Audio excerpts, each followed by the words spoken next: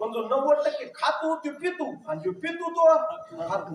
लक्ष द्या, जो तुळशीची माळ घालतो ना तो 90% खात सुद्धा नाही आणि पित सुद्धा नाही. याच्यापेक्षा मोठा फायदा काय? मला दुसरा असणारा सिद्धांत आहे.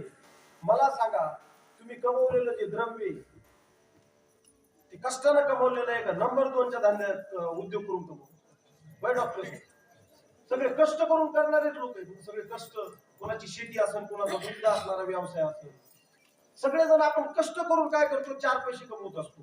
आणि ते जे 4 पैसे ते आपल्या मुलाच्या शिक्षणासाठी, तसेच आपल्या असणाऱ्या भविष्यातील सुखासाठी दुःखासाठी ठेवत असतो. आणि ते राहायलाच पाहिजे, कारण पैसा हा जीवन जगण्यासाठी अत्यंत महत्वाचा आहे.